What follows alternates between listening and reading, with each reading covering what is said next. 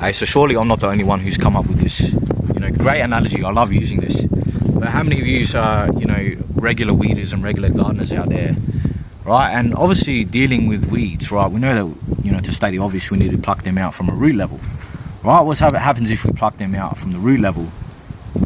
We get rid of the weed, right? The weed doesn't grow back. However, if we pluck a weed out, right, you see this one here, we plucked it out by the stem, right? Because we plucked it out by the stem, the root of the weed is still in the ground, right? So that means that weed is going to grow back in a couple of weeks' time. That weed is going to be flourishing in about a month's time. And so the same analogy works, brothers and sisters, when we are talking about sin, right? If we deal with sin on a root level, right, we get to the reasoning why we keep going in circles over and over and over again, right? If we get to the reason why we keep sinning, right, we pluck that sin out by its root, right? That sin is going to go away because we found the core issue, right? We found the sin at the foundational level. Now, when we pluck that sin out, right, we can be confident when we observe our actions, we're not going to let that sin grow back.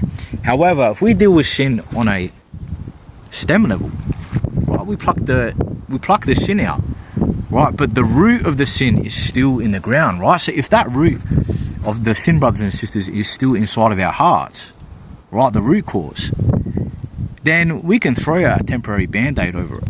We can throw a quick fix, a temporary fix. 2-3 weeks go by, right, we find ourselves reacting the same way. We find ourselves stuck in that circle again over and over and over. But you see, we didn't deal with the root cause of the sin, right? And so we got to when we're dealing with sin, we have to get to the root cause of it, right? Just like that verse in Matthew chapter 5 talks about, it's better for your right hand to burn instead of having your body, your whole body, your soul,